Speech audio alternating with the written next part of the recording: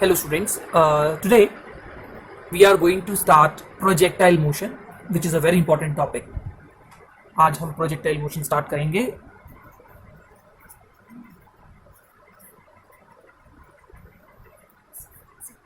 Now projectile basically क्या होता है ये जान लेते हैं. Projectile किसे कहते हैं? Projectile is any object or a body which is thrown with some velocity and then allowed to fall freely under the effect of gravity. अगर एक ऑब्जेक्ट को आपने कुछ वेलोसिटी से फेंका और फेंकने के बाद उसको आपने ग्रेविटेशनल इफेक्ट में गिरने के लिए अलाउड कर दिया, it means it is allowed to fall under the effect of gravity, तो हम उसको प्रोजेक्टाइल कहेंगे. जैसे कि किसी बैट्समैन ने एक बॉल को जब अपने बैट से हिट किया, जब किसी बैट्समैन ने एक बॉल को हिट किया, तो जब वो बॉल को कुछ वेलोसिटी देता है, जब बॉल टकराती है बैट से तो वो बॉल को कुछ वेलोसिटी देता है and then it is allowed to fall under the effect of gravity. अब वो केवल ग्रेविटी के इफेक्ट में, जब वो बैट से उसका कांटेक्ट छूट गया तो वो जो बॉल है वो केवल किसके इफेक्ट में है जा रही है, वो ग्रेविटी के इफेक्ट में जा रही है, मतलब उसके ऊपर gravity acceleration due to gravity work कर रही है. ऐसे ही अगर मान लो आपने कुछ हाइट पे किसी बॉल को ऐसे थ्रो किया, देखो आपने वहां पे कुछ वेलोसिटी थी, यहाँ पे कुछ वेलोसिटी थी and then the ball is allowed to fall freely under the effect of gravity. तो प्रोजेक्टाइल की डेफिनेशन ये बॉल हो गई या कोई मिसाइल हो गई जिसको कुछ वेलोसिटी से कुछ हाइट से फेंका हो, जरूर नहीं है हाइट से फेंका हो, जमीन से भी फेंक सकते हैं. इस केस में आप देख सकते हैं जमीन से गिरी और जमीन पर ही आ गई, तो कोई भी सिचुएशन हो सकती है. But the main thing is that कि उसके ऊपर ग्रेविटी लगनी होनी चाहिए और दूसरी चीज उसको कुछ इनिशियल वेलोसिटी देनी चाहिए. तो हम क्या कहते हैं कि भाई वो ऑब्जेक्ट जो है, उस बॉडी को, इस बॉल को हम लोग क्या कह सकते हैं, इस बॉल को ही हम कह सकते हैं कि हमारा प्रोजेक्टाइल है, कोई मिसाइल है, कोई पैकेट है जो रिलीज किया गया है, तो उसको हम क्या कह सकते हैं, प्रोजेक्टाइल कह सकते हैं. इस केस में बॉल ही प्रोजेक्टाइल है. नेक्स्ट थिंग जो हमें पढ़नी है वो है ट्रेजेक्ट्री. एक तो आपको एग्जाम में पूछी जाती है प्रोजेक्टाइल की डेफिनेशन, दूसरी आपसे पूछी जाती है trajectory. Trajectory is the path followed by the body under the free fall, या the path followed by the projectile under the free fall. जब कोई बॉडी फ्रीली फॉलिंग कंडीशन में मूव कर रही होती है, उसको मतलब कोई प्रोजेक्टाइल जब मूव कर रहा होता है तो उसने जो रास्ता अपनाया है, उसने जो पाथ ओबे करा है, उसके हम पाथ को क्या बोलते हैं, प्रोजेक्टाइल बोलते हैं. So the path followed bye projectile ने जो पाथ फॉलो किया है अपने फ्री फॉल मोशन के दौरान, तो उसको हम क्या कहते हैं, उसका ट्रेजेक्ट्री कहते हैं. ठीक है, तो I think you are very well aware with the terms projectile and trajectory. Now before starting anything about projectile, some things have to be kept in your mind. कुछ चीजें आपके दिमाग में फिट होनी चाहिए जब हम ये प्रोजेक्टाइल टॉपिक में एंटर करें, और वो क्या है उसको हम एक बार डिस्कस करते हैं. प्रोजेक्टाइल मोशन में जो ध्यान देने योग्य बातें हैं वो क्या क्या है. First thing that you should keep in your mind for the projectile topic is that कि इसमें आप जब फेंकते हैं बॉडी को, जो उसकी हॉरिजॉन्टल वेलोसिटी है, it remain same with time, it remain same. ठीक है, एंड वर्टिकल वेलोसिटी जो है बॉडी की, प्रोजेक्टाइल की, इट चेंजेस विद टाइम. तो ध्यान रखेंगे कौन सी वेलोसिटी क्या रहती है, सेम रहती है हॉरिजॉन्टल, और कौन सी वेलोसिटी क्या होती है, चेंज होती है, वो है vertical. Now here you see, ये बॉल है, आपने इसको कुछ हॉरिजॉन्टल, या आप इसको यहां देख लीजिए, मैंने आपको जब मोशन इन प्लेन पढ़ाया था तो आपको बताया था कि वेलोसिटी टेंजेंट की डायरेक्शन पर चलती है. तो अगर आपको इस पॉइंट पर ये बॉल मान लो इधर आ गई है, तो ये इस समय कितनी वेलोसिटी से जा रही है, हम उसकी वेलोसिटी को v से डिनोट करेंगे, और जो वेलोसिटी हम v से डिनोट कर रहे हैं उसके कंपोनेंट्स कर देंगे. इस वेलोसिटी को हम क्या कहेंगे, vx, क्योंकि ये हॉरिजॉन्टल है. अगर मान लो ये x एक्सिस है, ये y एक्सिस है, तो आप क्या कहेंगे कि जो ये वाली वेलोसिटी है vx, ये वाली वेलोसिटी, ये x एक्सिस के लॉन्ग, इसलिए हम vx कह रहे हैं, और ये वाली y एक्सिस के लॉन्ग है, वर्टिकल एक्सिस के लॉन्ग है, तो हम इसको vy कह रहे हैं. तो जब ये बॉल आगे बढ़ेगी तो जो इसकी हॉरिजॉन्टल वेलोसिटी है वो क्या रहेगी, सेम रहेगी, और जो इसकी वर्टिकल वेलोसिटी है वो क्या होगी, टाइम के साथ चेंज होगी. क्यों चेंज होगी और हॉरिजॉन्टल क्यों नहीं चेंज होगी? एक्सेलरेशन ड्यू टू ग्रेविटी, आप सोच के बताइए, इस डायरेक्शन में लगती है या इस डायरेक्शन में लगती है, इस डायरेक्शन में लगती है या इस डायरेक्शन में लगती है? ऑब्वियसली इस डायरेक्शन में नहीं, वर्टिकली डाउनवर्ड लगती है. तो अगर acceleration due to gravity vertical direction में लगती है और हॉरिजॉन्टल डायरेक्शन में कोई एक्सेलरेशन प्रेजेंट नहीं है, जब कोई एक्सेलरेशन ही नहीं है, कोई फोर्स ही नहीं है, कोई अट्रैक्शन या रिपल्शन ही नहीं है, तो हॉरिजॉन्टल वेलोसिटी को चेंज होने के लिए कोई सोर्स ही नहीं मिल रहा है. तो अगर हॉरिजॉन्टल वेलोसिटी टाइम के साथ क्या नहीं हो रही है, चेंज नहीं हो रही है, क्यों नहीं हो रही है, क्योंकि उसके अंदर एक्सेलरेशन ही नहीं है. बट आप देखिए कि यहाँ पे वर्टिकल वेलोसिटी क्या होगी, टाइम के साथ चेंज होगी। वर्टिकल वेलोसिटी टाइम के साथ क्या होगी, चेंज होगी। क्यों? क्योंकि acceleration due to gravity vertical direction में लगती है। तो I think this point is very clear, क्योंकि हॉरिजॉन्टल डायरेक्शन में कोई भी एक्सेलरेशन नहीं है, कोई भी फोर्स नहीं है, तो हॉरिजॉन्टल वेलोसिटी टाइम के साथ सेम रहती है। और वर्टिकल वेलोसिटी में चेंज इसलिए आता है क्योंकि वर्टिकल डाउनवर्ड डायरेक्शन में acceleration due to gravity applicable है, ये लग रही है। सेकेंड थिंग, जब ये बॉडी चल रही है, ये 2 डायमेंशनल मोशन दिखा रही है। आप यहाँ देख सकते हैं कि इसकी भी आप जैसे वेलोसिटी है ना, इसके भी आप कंपोनेंट कर सकते हो vx और vy। तो जो इसने वर्टिकल हॉरिजॉन्टल डिस्टेंस चला है वो ये है, और जो इसने वर्टिकल डिस्टेंस चला है या डिस्प्लेसमेंट चला है वो ये है। ऐसे ये बॉल जब नीचे गिरेगी तो ये कुछ हॉरिजॉन्टल डिस्टेंस की चल रही है। जैसे मान लो इस समय बॉल यहाँ है तो ये यहाँ तक आ चुकी है और ये थोड़ा नीचे भी गिर चुकी है, तो ये इसका y है, वर्टिकल डिस्प्लेसमेंट है y। तो जो इसका हॉरिजॉन्टल डिस्टेंस है या डिस्प्लेसमेंट है वो कौन सी वेलोसिटी की वजह से होगा? जो इसने ये वाला डिस्प्लेसमेंट चला है, जो ये वाला डिस्प्लेसमेंट चला है, वो इसको हम x कह देते हैं, वो अपनी हॉरिजॉन्टल वेलोसिटी की वजह से चलेगा। मतलब अगर कोई बॉडी आगे बढ़ रही है तो उसने जितना डिस्प्लेसमेंट आगे चला है, इस डायरेक्शन चला है, वो वर्टिकल हॉरिजॉन्टल वेलोसिटी की वजह से चला है। तो horizontal displacement is due to horizontal velocity या हॉरिजॉन्टल कंपोनेंट ऑफ वेलोसिटी। और थर्ड हमारे पास जो इंपॉर्टेंट पॉइंट है वो क्या है? Vertical displacement. जो इसका वर्टिकल डिस्प्लेसमेंट है वो इसने आप क्या कहोगे, ड्यू टू वर्टिकल वेलोसिटी चला है। एक बार मैं दोबारा से बता देता हूं कि जो हमारे 2 अलग अलग टाइप के प्रोजेक्टाइल हैं, एक बार मैं वो भी बात करूंगा और साथ के साथ ही जो तीनों पॉइंट्स हमने डिस्कस किए वो भी डिस्कस करते हैं। एक्चुअली में हम लोग जो प्रोजेक्टाइल पढ़ेंगे, जिनके हम फॉर्मूलाज बाय हार्ट लर्न भी कर लेते हैं, वो क्या है? एक है हमारा हॉरिजॉन्टल प्रोजेक्टाइल और दूसरा है हमारे पास एंगुलर या ऑब्लीक प्रोजेक्टाइल। एक है हॉरिजॉन्टल और दूसरा है एंगुलर या ऑब्लीक प्रोजेक्टाइल। तो these are the 2 types of projectile that we are going to study in our chapter. Horizontal projectile को लेट्स से कुछ हाइट से हमने थ्रो किया कुछ इनिशियल वेलोसिटी देते हुए। अब इसका नाम हॉरिजॉन्टल क्यों पड़ रहा है? Why we are calling it as horizontal? आप बिगनिंग में इसकी वेलोसिटी देखिए, बिल्कुल ध्यान से देखिए इसकी वेलोसिटी। हमने इसको कैसे थ्रो किया है? अर्थ के पैरेलल थ्रो किया है। किसके पैरेलल थ्रो किया है? हमने इसको अर्थ के पैरेलल। ऐसे डायरेक्शन को क्या बोलते हैं हम लोग? Horizontal direction. यानी कि हम इसको हॉरिजॉन्टली थ्रो किया है। हमने इसको अर्थ के पैरेलल मतलब होराइजन के पैरेलल थ्रो किया, तो we have thrown it horizontally, इसलिए इसका नाम है हॉरिजॉन्टल प्रोजेक्टाइल। अब अगर हम यहाँ पे एंगुलर प्रोजेक्टाइल को देखें, let's say this is a ball and we are throwing it with some initial velocity. वो डेफिनेशन नहीं है कि उसके पास कुछ इनिशियल वेलोसिटी होनी चाहिए। तो आप देख सकते हो कि वो अर्थ के साथ यानी कि हॉरिजॉन्टल के साथ कुछ एंगल बना रहा है। हमने उसको कुछ एंगल पे नहीं फेंका है, हाँ हाइट से फेंका है, लेकिन आप देखो ये इसके पैरेलल है, अर्थ के पैरेलल है, इसलिए इसका नाम है horizontal projectile because it is parallel to earth, it is parallel to horizon. लेकिन यहां देखो ये कुछ एंगल बना रहा है अर्थ के साथ या हॉरिजॉन्टल के साथ, इसलिए हम इसको क्या बोल रहे हैं? एंगुलर प्रोजेक्टाइल, या दूसरा नाम है ऑब्लीक। ऑब्लिक्वली फेंकने का मतलब कुछ एंगल पे फेंकना, मतलब इसको थीटा एंगल पे फेंका हमने। और आप देखोगे ये जो बॉल है या प्रोजेक्टाइल है ये ऐसे जाके यहाँ पे फॉल करेगा, लेकिन ये वाले को अगर आप देखेंगे तो ये इस तरीके से गिरेगा। तो हम ये 2 तरह की चीजें मतलब अपना हॉरिजॉन्टल और एंगुलर प्रोजेक्टाइल पढ़ने वाले हैं। इसमें हम अलग अलग चीजें कैलकुलेट करेंगे। आज के लेसन में हम लोग हॉरिजॉन्टल प्रोजेक्टाइल कवर करेंगे, अगले लेसन में हम लोग एंगुलर को करेंगे, लेकिन कंपैरेटिव व्यू में क्लियर होना चाहिए, ठीक है। नाउ जो बातें मैं आपको बता रहा था एक बार हम उसको दोबारा से रिव्यू कर लेते हैं। जैसे ये बॉल, ये तो इनिशियली यहाँ पे है, लेकिन थोड़ी देर बाद क्या होगा, ये बॉल यहाँ आ जाएगी, थोड़ा और आगे बढ़ेगी और फिर फाइनली गिर भी जाएगी यहाँ पे। अब इस प्रोजेक्टाइल की वेलोसिटी यू नहीं है, अब इसकी वी बन गई है। क्यों? क्योंकि इसकी जो हॉरिजॉन्टल वेलोसिटी है वो तो चलो सेम रही होगी, देखो जितना यू है उतना ही वी एक्स रहा होगा, हॉरिजॉन्टल चेंज नहीं थी। लेकिन क्या इनिशियली इसके पास कोई वर्टिकल वेलोसिटी थी? क्या शुरू में ये नीचे गिर रही थी? नहीं, शुरू में पूरी तरीके से हॉरिजॉन्टल। इसको मैंने खुद ही फेंका है, मान लीजिए हमने इसको खुद ही अपनी हाइट से बिल्कुल अर्थ के पैरेलल फेंका है। जब हमने इसको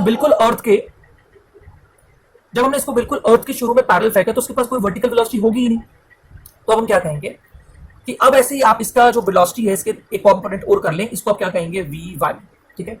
तो हमारी जो वेलोसिटी है वो पहले u थी, अब वो v हो गई है। और आप क्या कहोगे कि इसकी एक वेलोसिटी है vx और एक vy, ये v के ही 2 कंपोनेंट्स हैं। अगर आप ध्यान से देखेंगे ये मैंने इसके कंपोनेंट किए। तो मैंने आपको पहला पॉइंट क्या कहा था कि और यहाँ पे भी आप ये चीजें सारी बातें आप यहाँ पे भी देख सकते हो, कुछ बातें दोनों में कॉमन है। ठीक है, हमने उसको कुछ एंगल पे फेंका। Now the ball which was initially here has now come here, अब वो यहाँ पर आ गई है। अब आप क्या कहोगे, यहाँ पे टेंजेंट ड्रॉ करो, टेंजेंट से आपको वेलोसिटी डायरेक्शन पता चलेगी। यहाँ से एक परपेंडिकुलर डालो तो ऐसे आपको क्या पता चलेगा, हॉरिजॉन्टल कंपोनेंट, और ऐसे क्या पता चलेगा आपको, इसका वर्टिकल कंपोनेंट। तो ये जो बातें मैं बता रहा हूँ ये कॉमन बता रहा हूँ, दोनों प्रोजेक्टाइल में आपके बहुत काम आएंगी कि Vx यानी कि इसकी हॉरिजॉन्टल वेलोसिटी, जो इसकी हॉरिजॉन्टल वेलोसिटी है वो क्या रहेगी टाइम के साथ, ये जो इसकी Vx वाली वेलोसिटी है, ये जो Vx वाली वेलोसिटी है ये क्या रहेगी टाइम के साथ सेम रहेगी, it will remain same. Where है जो इसकी दूसरी वेलोसिटी है Vy, जो इसकी दूसरी वेलोसिटी है Vy वर्टिकल, मतलब उसका जो वर्टिकल कंपोनेंट है वो क्या है हमारे पास, वो टाइम के साथ चेंज होगा। ठीक है, वो टाइम के साथ क्या होगा, चेंज होगा। तो ये याद रखेंगे, हॉरिजॉन्टल वेलोसिटी ये u थी ना इनिशियली, आप ये नहीं कहोगे कि Vx यहाँ पे u थी, क्योंकि शुरू में भी इसके वेलोसिटी के कंपोनेंट्स हो सकते हैं ux और uy। हाँ ये कह सकते हो आप कि Vx ux के बराबर होगा, क्योंकि इनिशियली भी उसके वेलोसिटी के दो कंपोनेंट्स हैं, वहां कोई कंपोनेंट आप दूसरा बना नहीं सकते। जो भी वेलोसिटी इनिशियली थी वो हॉरिजॉन्टली थी, शुरू में फेंका ही पूरी तरीके से बॉल को हॉरिजॉन्टली है। Second thing that we have to keep in our mind कि जब ये बॉल यहां से यहां आ गई तो इसने कुछ वर्टिकल डिस्प्लेसमेंट दिखाई, ये नीचे भी आई है और इसने कुछ हॉरिजॉन्टल डिस्प्लेसमेंट भी दिखाई। ऐसे ये बॉल भी देख लो, ये यहां से यहां गई, ये कुछ ऊपर भी गई है वर्टिकल डायरेक्शन में, वाई एक्सिस के अलॉन्ग भी गई है, और ये कुछ आगे भी बढ़ी है एक्स। तो जो एक्स डिस्प्लेसमेंट है वो उसके लिए कौन जिम्मेवार है, क्या इस बॉल को आगे ये वाली वेलोसिटी लेके जा रही है कि ये वाली वेलोसिटी लेके जा रही है। इस वेलोसिटी के दो कंपोनेंट्स हैं Vx और Vy, हॉरिजॉन्टल और वर्टिकल। अब आपसे पूछा जाए कि x डायरेक्शन में बॉडी कौन सी वेलोसिटी की वजह से मूव कर रही है, Vx या Vy, तो कोई भी देख के बता सकता है कि Vx। तो सिंपल बात है कि x is due to Vx, मतलब horizontal displacement is due to horizontal velocity. And the third and the last point is y, यानी कि द वर्टिकल एरिया जो नीचे गिरी है, यहाँ जो ऊपर उठी है वो किसकी वजह से उठ रही है, ये जा रही है वो Vy की वजह से। तो आप क्या कहोगे, y किसकी वजह से, Vy की वजह से, तो y is due to Vy। इसके नीचे गिरने में Vx का कोई रोल नहीं है, या इसके आगे बढ़ने में Vy का कोई रोल नहीं है, x Vx की वजह से और y Vy की वजह से। ठीक है, तो ये सारी बातें हम लोगों ने मतलब याद रखनी है कि भाई हमें पता होना चाहिए दो तरह के प्रोजेक्टाइल है, हालांकि अभी हम केवल हॉरिजॉन्टल प्रोजेक्टाइल को ही डिस्कस करेंगे। ठीक है, अब आगे चलते हैं हम थोड़ा सा।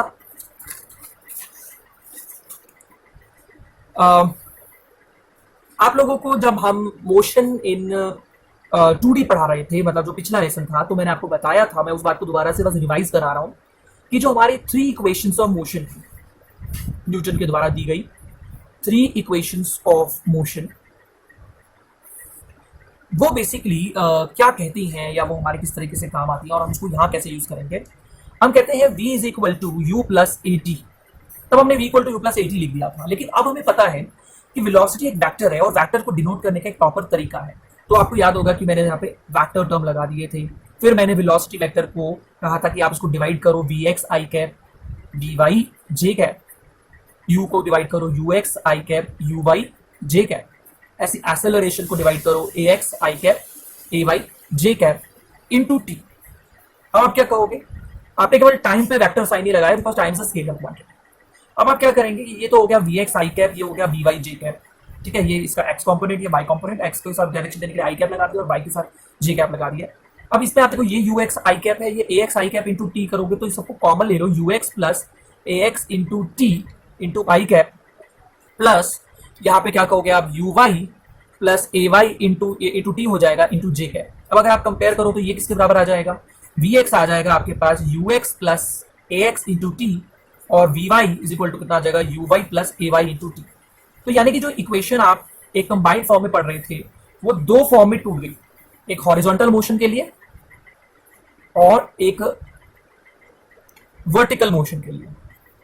ऐसा ही तो होता है, जब एक बॉल ऐसे मोशन में ऐसे जा रही होती है और आप किसी भी पोजीशन पे उसका मोशन देखते हैं, मान लो आप ये कहोगे एक्स आगे बढ़ गई है, वाई बढ़ गई, तो एक्चुअली में किसी को लग रहा है कि वो ऐसे जा रही है कर्व के रास्ते से, लेकिन अगर हम उसके मोशन को दो हिस्सों में तोड़ें तो हमें उसका मोशन दो हिस्सों में कैसे टूटता हुआ नजर आएगा, एक हॉरिजॉन्टल और एक वर्टिकल। हमें लगेगा कि वो कुछ आगे चली गई है और कुछ ऊपर बढ़ गई है, तो यानी कि हम उसके मोशन को एक्स और वाई में तोड़ देते हैं। तो यानी कि यही तरीका है 2 डायमेंशनल मोशन को स्टडी करने का, कि हम उसके मोशन को दो पार्ट्स में डिवाइड कर दें, एक हॉरिजॉन्टल और एक वर्टिकल।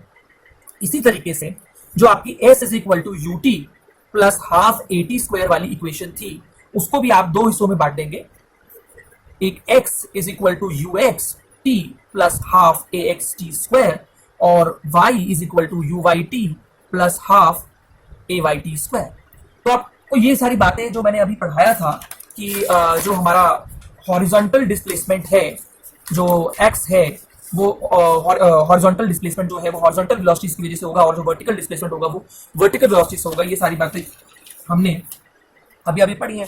तो वही बातों को ध्यान में रखते हुए भी आप अगर माइंड में रखें इस बात को कि s जो डिस्प्लेसमेंट है वो दो तरह की हो रही है, एक x एक y। जैसे वेलोसिटीज बॉडी की दो है ना, एक vx और एक vy, ऐसे इसकी दो तरह की डिस्प्लेसमेंट भी है, x आगे बढ़ी है, y ऊपर गई है। तो x इक्वल टू आप लिखोगे uxt plus half axc, x के यहाँ पे a के सबस्क्रिप्ट में भी x लग गया है, मतलब acceleration in the x direction, और ऐसे ही आपने इसको y equal to uyt plus half ayt square लिख दिया। ठीक है, इसके बाद अगर हम बात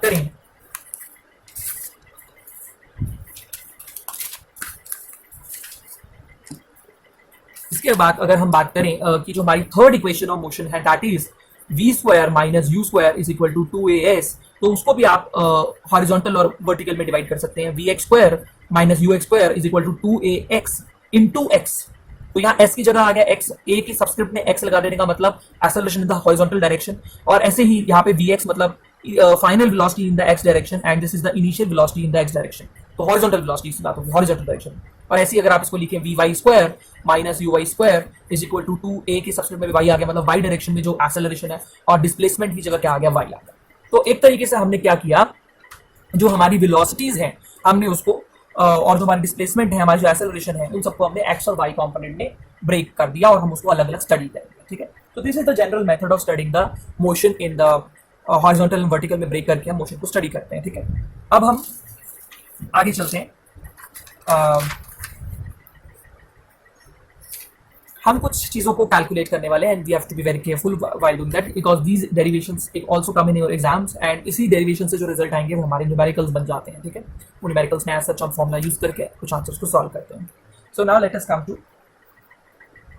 हॉरिजॉन्टल प्रोजेक्टाइल।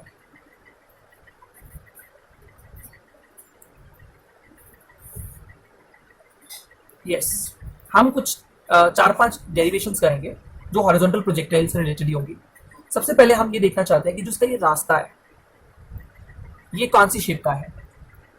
अगर मैं इसको कंप्लीट करूं तो एक सर्कल बन जाएगा, या इससे एक एलिप्स बन जाएगा, ये कौन सी शेप को एक्वायर कर रहा है। In general it is a parabola. तो पैराबोला शेप आपने मैथमेटिक्स में पढ़ा होगा, कुछ इस तरह का आप शेप बनाते हो, अपवर्ड पैराबोला, डाउनवर्ड पैराबोला। तो ये पैराबोला शेप कैसे है, ये हम कैसे कंफर्म करेंगे, हम उसको मैथमेटिकली प्रूव करके दिखाएंगे। तो जो हमारी सबसे पहले डेरिवेशन है वो है ट्रेजेक्ट्री ऑफ प्रोजेक्टाइल। हम सबसे पहले इसकी ट्रेजेक्ट्री की डेफिनेशन याद है सभी को। Trajectory is the path followed, इसने पाथ कौन सा फॉलो किया है, तो वो हम कैसे पता लगाएंगे, लेट अस सी। आप मान लीजिए ये बॉल चलते चलते यहाँ पे कहीं आ गई। अब जब ये यहाँ आ गई तो इसने दो तरह के डिस्प्लेसमेंट चले हैं, एक तो इसने x डिस्प्लेसमेंट हॉरिजॉन्टल डायरेक्शन में चला, और ये कुछ नीचे भी गिरी है तो इसने y डिस्प्लेसमेंट नीचे की डायरेक्शन में चला है।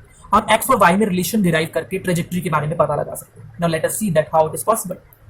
आप क्या कहेंगे, from second equation of motion हम जानते हैं कि s is equal to ut plus half at square. अब अगर हम इसका केवल हॉरिजॉन्टल मोशन देखें तो हम इस इक्वेशन को कैसे लिख सकते हैं, हम लिखेंगे यहाँ पे s की जगह x, u की जगह ux, t, a की जगह ax इंटू टी स्क्वायर। अब आप ये बताइए कि जब इस बॉल को फेंका था शुरू में, बिल्कुल बिगनिंग में, इनिशियली, इसके पास जो भी वेलोसिटी थी वो हॉरिजॉन्टली थी, इसके पास वर्टिकल वेलोसिटी का नामो निशान नहीं, मतलब इसको हमने नीचे गिरा ही नहीं, हम इसको फेंका ही आगे की तरफ है, पैरेलल टू द अर्थ। तो आप यहाँ पे एक चीज तो क्या करेंगे, ux की जगह u रख देंगे, क्योंकि उसके पास इनिशियल जो भी वेलोसिटी थी u, उसका कोई कंपोनेंट करने का फायदा नहीं, वो सारी की सारी हॉरिजॉन्टल डायरेक्शन में है। उसके बाद अगर ये बॉल यहाँ से यहाँ आ भी गई और हम चलो फिलहाल इसकी वेलोसिटी vx कहते हैं, बट vx u के बराबर होगा। क्यों, क्योंकि इस डायरेक्शन में बॉल को कोई खींच ही नहीं रहा है, बॉल को नीचे की डायरेक्शन में खींच रही है ना अर्थ। तो because there is no acceleration present in this direction, तो आप क्या कहोगे, कोई एक्सेलरेशन ही नहीं है x डायरेक्शन में, तो उसको आप जीरो रख दो। तो आपके पास क्या आएगा, x की जगह तो आपने x लिख दिया, ux की जगह u लिख दिया, क्योंकि शुरू में जो भी वेलोसिटी उसका कंपोनेंट क्या करें, वो तो शुरू में सारी की सारी हॉरिजॉन्टल वेलोसिटी है, और एक्सेलरेशन की जगह आपने दिया 0 into t square. So the answer will be x is equal to ut plus 0 and that will be x equal to ut। तो यहाँ से t कितना आ जाएगा आपके पास, x upon u। Let's say this is equation number 1। ठीक है, यहाँ तक बात करता हूँ। अब अगर हम इसी इक्वेशन को वर्टिकल मोशन के लिए लिखें, वर्टिकल मोशन के लिए लिखें तो हम लिखेंगे y is equal to uy into t plus half ay into t square. Vertically भी तो चली बॉल नीचे, ये गिरी भी तो है नीचे, मतलब नीचे भी तो आएंगे वर्टिकली, तो y लिख दिया, u की जगह uy लिख दिया और a की जगह ay लिख दिया। और y भी हमें अगर लिखना है तो हमें लिखना चाहिए कि बॉल नीचे की तरफ गिरी है तो हमें इसको -y लिखना चाहिए, because it is in the downward direction. हम अगर ओरिजिन यहाँ मान रहे हैं तो बॉल नीचे गिरी है, तो नीचे गिरी है तो ये तो x आगे गई है तो इसलिए प्लस में लिया इसको, ठीक है। बट ये वाली जो डिस्प्लेसमेंट है y, that has to be taken in minus, क्योंकि आपको याद होगा नीचे की डिस्प्लेसमेंट नेगेटिव, ऊपर की पॉजिटिव, राइट की पॉजिटिव, लेफ्ट की नेगेटिव। अब आप इसको करो तो आपके पास क्या आएगा, -y। अब मैं आपसे पूछता हूँ कि क्या फिर वही बात, क्या इस बॉल को शुरू में बिल्कुल बिगनिंग में नीचे की तरफ फेंका था या इधर फेंका था? यस, इसको इधर फेंका था। तो इस पर शुरू में कोई भी वेलोसिटी इनिशियली, यू का मतलब होता है इनिशियल वेलोसिटी, तो यू वाई आप लोग क्या रख देंगे, 0 रख देंगे। और एक्सेलरेशन इस बॉल पे हरदम कौन सी लग रही है, ग्रेविटी की, तो आप और ऊपर की नीचे की तरफ लगती है इसलिए -g, तो यहाँ पे -g into t square. So if you solve it you will get -12 gt square, minus minus cancel. और ये जो t की वैल्यू आपकी फर्स्ट इक्वेशन यहाँ पे आई है, अगर आप वो यहाँ पे पुट कर दें तो आपके पास क्या आएगी, y is equal to half ji x by you square. और अगर आपके पास एक बार यहाँ पे ये रिलेशन आ गई दैट y एक्स स्क्वायर पे डिपेंड करता है, देखो g acceleration due to gravity हरदम 9.8 रहेगी। दूसरी बात आप क्या कहोगे कि u, अगर आपने एक बार बॉल को फेंक दिया तो फेंक दिया, फिर पूरे मोशन के लिए वो फिक्स है, तो u भी आपके पूरे मोशन के लिए कांस्टेंट है। उसके बाद आप क्या कहेंगे कि आपका जो g का वैल्यू है वो भी कांस्टेंट है। तो इस अगर आपके पास y half ji X square by you square आ रहा है तो ये सब कुछ तो कांस्टेंट होने की वजह से आप क्या कहोगे, y एक्स स्क्वायर के ऊपर डायरेक्टली डिपेंड करता है। और जब भी y एक्स स्क्वायर पर डिपेंड करता है तो this shows that this is a parabolic path, it means the shape of trajectory, इसको थोड़ा यहाँ अलग से लिख देते हैं, ट्रेजेक्टरी विल बी पैराबोलिक या इज पैराबोलिक। तो हमें इसकी ट्रेजेक्टरी पता चल गई, एक तो ट्रेजेक्टरी पता चल गई, प्लस हमें ये भी पता चल गया कि अगर कभी भी हमें एक्स की वैल्यू दे रखी हो, वाई पूछा हो या वाई की दे रखी हो, एक्स पूछा हो, तो हम वो भी पता लगा सकते हैं। और जब भी एक क्वांटिटी दूसरी क्वांटिटी के स्क्वायर पे डिपेंड करती है, वाई एक्स के स्क्वायर पे करे या एक्स वाई के स्क्वायर पे, तो जो पाथ होता है या जो कर्व बनेगा, अगर आप उसका ग्राफ बनाएंगे तो दैट विल बी पैराबोला। तो ये जो शेप है वो पैराबोलिक है, ये यहाँ से कंफर्म हो रहा है अगर वाई एक्स स्क्वायर के ऊपर क्या आ रहा है, डिपेंडेंट आ रहा है। इसके बाद हम अगले टॉपिक पे आते हैं जिसमें हम लोग क्या करेंगे, टाइम ऑफ फ्लाइट निकालेंगे। We are going to calculate the time of flight. Second thing, time of flight. अब जैसे कि नाम से ही पता चल रहा है, time of flight means the time for which the parabola remains in air, कि वो पैराबोला कितनी देर तक एयर में रहा, फ्लाइट करता रहा, उस चीज को हम क्या कहते हैं, टाइम ऑफ फ्लाइट कहते हैं। तो अगेन लेट्स से अभी हम क्योंकि केवल हॉरिजॉन्टल प्रोजेक्टाइल की बात कर रहे हैं, there is a ball which is we are allowed to fall. आप क्या कहोगे, ये ऐसे गिरेगी, इसको कुछ इनिशियल वेलोसिटी u, और हम ये देखना चाहते हैं कि कितनी देर तक हवा में रही, ये कितना समय बाद ही गिर जाएगी जमीन पे, तो हम टाइम ऑफ फ्लाइट निकालना चाहते हैं। अब हमें ये देखना है कि हमारे लिए कौन सी इक्वेशन सबसे सही रहेगी इस चीज को निकालने के लिए। आपको मान लीजिए अगर इसके लिए पता है कि ये बॉल कितनी हाइट से फेंकी गई है, यू नो द हाइट, तो आपको वर्टिकल चीज पता है, तो आप वर्टिकल वाली इक्वेशन लगाओगे, तो s is equal to u t plus half a t square. Again I am using the second equation, उसमें अगर मैं लिख दूं y is equal to u y मतलब ये y मल्टीप्लाई में नहीं है, ये y सबस्क्रिप्ट में है, हाफ ए वाई ये भी सबस्क्रिप्ट में है, into t square. And y again you can write in negative, अगर ये बॉल कभी भी ऐसे होती तो ये किसी बीच में होती तो ये x होता, ये y होता, ठीक है, तो y माइनस में ले लिया आपने। अब फिर वही बात की ये बॉल को हमने शुरू में पूरी तरीके से हॉरिजॉन्टली फेंका है, इसके अंदर इनिशियली कोई भी वर्टिकल वेलोसिटी प्रेजेंट नहीं है, तो आप uy को क्या लिख सकते हो, 0 लिख सकते हो। अगेन वही बात कर रहा हूं मैं। और एक्सेलरेशन क्योंकि इसके ऊपर हर सेकंड कौन सी लग रही है, ग्रेविटी की लग रही है, और वो नीचे की तरफ है, इसलिए हम -g डाल रहे हैं, तो हम एक्सेलरेशन वर्टिकल डायरेक्शन का ले रहे हैं -g इक्वल टू -1। तो आपको लग रहा होगा कि मैं दोबारा से पहले वाला काम कर रहा हूँ, ठीक है, ये यहाँ तक कर लिया हमने। अब आपसे अगर पूछा जाए कि ये बॉल गिर गई तो y क्या होगा, जब ये बॉल गिर जाएगी तो y बढ़ते बढ़ते y, मान लो ये हाइट है 10 मीटर, तो ये शुरू में गिरी 1 मीटर 2 मीटर 3 मीटर करते करते 10 मीटर हो जाएगी, जितनी हाइट है उतनी गिर गई। तो यहाँ पे आप y की जगह h रखोगे, कब, जब आपका स्मॉल टी कैपिटल टी हो जाएगा। स्मॉल टी टाइम पे तो यहाँ थी, लेकिन एक समय ऐसा आएगा तो वो गिर जाएगी, जब स्मॉल टी कैपिटल टी के बराबर हो जाएगा, मतलब जब बॉल पूरा गिर जाएगी, धरती पर आ जाएगी, तो उस समय इसका जो y है, जो उसका वर्टिकल डिस्प्लेसमेंट है, वो बढ़ते बढ़ते पूरा हाइट जितना हो जाएगा। तो आप यहाँ पे y की जगह डालेंगे h और स्मॉल टी की जगह डाल देंगे कैपिटल T, तो आपके पास 2 इंटू एच डिवाइड बाई जी कितना आ जाएगा, कैपिटल T स्क्वायर, तो कैपिटल T कितना आ जाएगा, 2h बाई जी का square. So this is how we can find the time of flight, that is t is equal to square root of 2 into h upon g। इसका मतलब जो time of flight है वो height के square root पे directly depend भी करता है। अगर मैं इसको 10 की जगह 20 मीटर की हाइट से हॉरिजॉन्टली उतनी ही वेलोसिटी से फेंकूं तो ये ज्यादा टाइम लेगा। लेकिन इंटरेस्टिंग बात क्या है कि इसको गिरने में कितना समय लगेगा वो इस बात पे डिपेंड नहीं करता है कि मैंने इसको कितनी वेलोसिटी से फेंका। क्यों? क्योंकि इसको गिरने के लिए अर्थ खींचने वाली है, ये वाली वेलोसिटी इसको नीचे नहीं लेके जा सकती है। तो इसलिए इनिशियली हमने जो उसको वेलोसिटी दी हॉरिजॉन्टली यू, वो डिसाइड नहीं करेगी कि बॉल को अगर मैं ज्यादा वेलोसिटी से फेंकूंगा तो ये दूर गिर जाएगी, लेकिन जितना इसमें टाइम लेना उतना ही टाइम लेना है। एक्सेलरेशन ड्यू टू ग्रेविटी और height of the height from which the object is throne केवल उसी पे ही डिपेंड करती है। Now let us calculate range. यही से हम रेंज कैलकुलेट कर लेते हैं कि इसको गिरने में या कि कितनी दूरी पे जाके गिरेगी, सब रेंज बोलते हैं। अब रेंज कौन सा टाइप का मतलब डिस्प्लेसमेंट है, हॉरिजॉन्टल के वर्टिकल? हाइट तो वर्टिकल है जो हमें पता ही थी, रेंज हमें नहीं पता, हम कैलकुलेट करना चाहते हैं कितनी दूरी पे जाके गिरेगी। जैसे आपने कभी किसी मिसाइल की रेंज सुनी होगी, दैट कि ये अग्नि मिसाइल इतना दूर तक जा सकती है, तो this is the range of the object, वो कितनी ज्यादा दूर जाके गिरेगी। तो रेंज एक तरह की हॉरिजॉन्टल डिस्प्लेसमेंट है। तो हम यहाँ पे जो हमारी s equal to u t plus half a t square वाली इक्वेशन है, अगर हम उसको ऐसे लगाएं x is equal to u x t plus half a x t square, मतलब हम उसको हॉरिजॉन्टल में स्टडी करें, तो आप क्या कहेंगे कि जो शुरू में फेंका पूरी तरीके से हॉरिजॉन्टली फेंका, तो आप यू एक्स की जगह यू लिख देंगे। एक्सेलरेशन इस डायरेक्शन में कोई खींचने वाला नहीं है, धरती नीचे की तरफ ही खींचती है, तो acceleration 0 into t square, so it will be x is equal to u t plus 0। Now I say कि जब इसका गिरने का समय आ जाएगा, जब ये पूरा गिर जाएगी बॉल या प्रोजेक्टाइल, यानी कि जब स्मॉल टी कैपिटल टी हो जाएगा, तब आप क्या कहेंगे कि आपका x r के बराबर हो जाएगा। जब आपका स्मॉल टी कैपिटल टी के बराबर हो जाएगा तो x किसके बराबर हो जाएगा? r के बराबर हो जाएगा। मतलब ये पूरा x बढ़ते बढ़ते, जब बॉल गिरते गिरते गिरते नीचे गिर जाएगी तो x बढ़ते बढ़ते बढ़ते बढ़ते किसके बराबर हो जाएगा? ये x बढ़ते बढ़ते बढ़ते बढ़ते r के जितना हो जाएगा। तो आप क्या कर सकते हैं, ये जो फॉर्मूला आया है ना x is equal to u t, आप इसमें ये कह रहे हैं कि जब स्मॉल टी कैपिटल टी हो जाएगा, मतलब जब इसका टाइम ऑफ फ्लाइट जितना टाइम हो जाएगा इसको शुरू में, तो आपका x बढ़ते हुए रेंज जितना हो जाएगा, तो आप इसको इक्वल टू r लिख देंगे। तो यहाँ पे कैपिटल R लिख देंगे और यहाँ पे कैपिटल T लिख देंगे। अब कैपिटल T का फॉर्मूला तो हमने पहले ही डिराइव कर लिया, वो कितना आया है?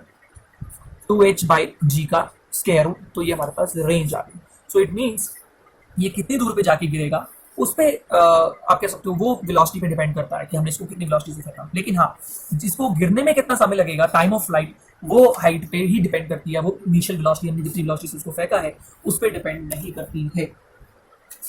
नाउ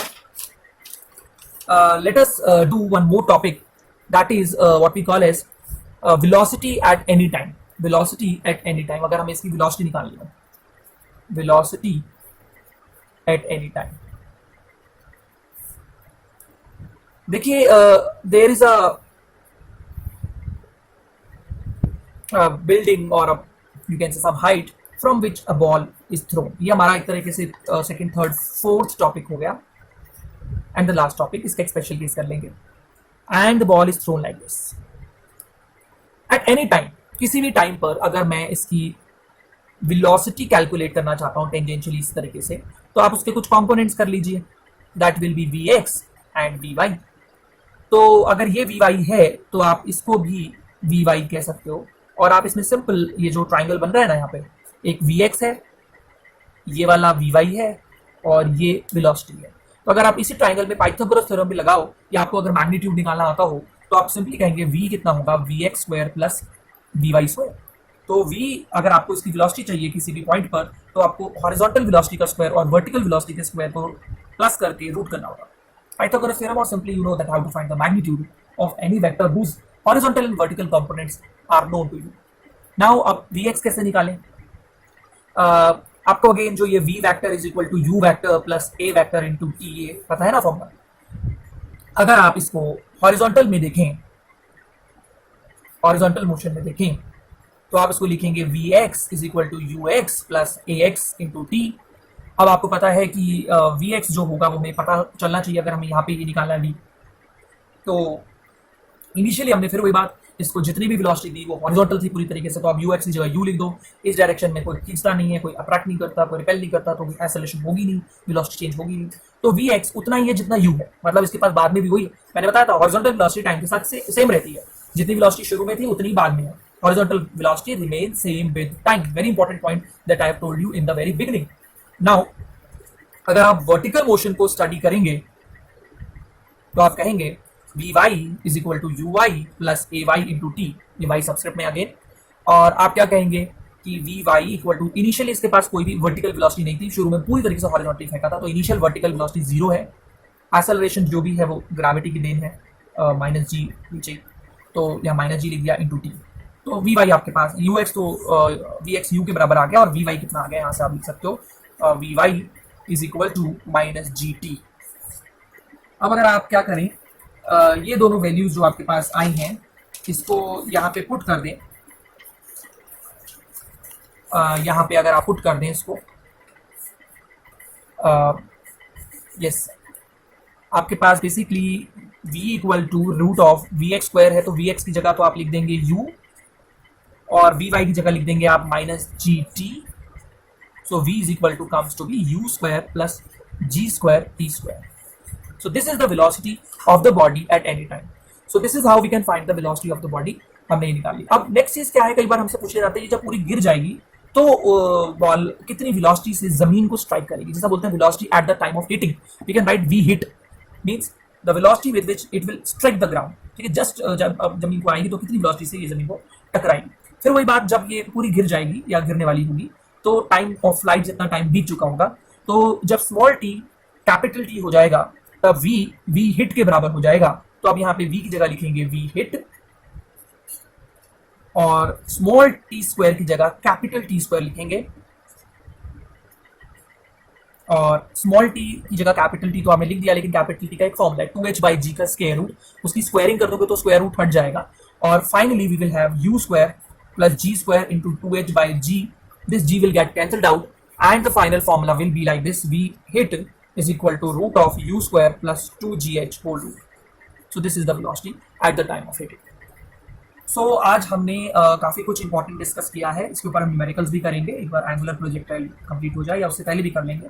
तो हमने स्टार्ट किया था कि प्रोजेक्टाइल क्या होता है, किसी भी बॉडी को कुछ वेलोसिटी देकर फेंकें और उसको धरती के भरोसे छोड़ दें अर्थ की अट्रैक्शन के, तो हम क्या कहेंगे कि वो प्रोजेक्टाइल है। वो जो पाथ ओबे करता है एक प्रोजेक्टाइल, उसको हम ट्रेजेक्ट्री बोलते हैं। वो ट्रेजेक्ट्री पैराबोलिक होती है, उसका प्रूफ किया। इसको पूरा यहाँ पे फॉल डाउन होने में कितना टाइम लगेगा उसको हम क्या कहेंगे, कैपिटल टी। उसके बाद रेंज, जो कितनी दूरी पे जाके गिरती है बॉल या प्रोजेक्टाइल। फिर ये किसी भी टाइम पे कितनी वेलोसिटी से जा रही है, at any time we can find its velocity. And ये जब जमीन को टकराएगी तो ये कितनी वेलोसिटी से टकराएगी वो भी हमने कैलकुलेट करें। So these are the things that are very useful and we will also start its numerical, they are very important, and also the angular projectile needs to be discussed. So till then keep learning and practising. इसको लिख के जरूर देखेंगे, अगर आप इसको लिखेंगे नहीं तो आप भूल जाएंगे, ठीक है। तो मैं तो कहूँगा कि आप वीडियो को एक बार देखने के बाद दोबारा देखें, पॉज करें उस पॉइंट पर, फिर उसको एक डेरिवेशन कर लें, फिर एक वीडियो को पॉज करें एक पॉइंट पर, जैसे मान लो फोर्थ टॉपिक हो गया, सेकंड टॉपिक हो गया, ये जितनी भी डेरिवेशंस करी हैं, फॉर्मूला हमने डिराइव करे हैं, इनको एक एक करके वीडियो को दोबारा से सुने, पॉज करें और प्रूफ करते जाएं, अपने रूल प्रैक्टिस करते जाएं, तो आप लोगों को ये चीज़ें अपने आप ही क्लियर हो जाएंगी, ठीक है।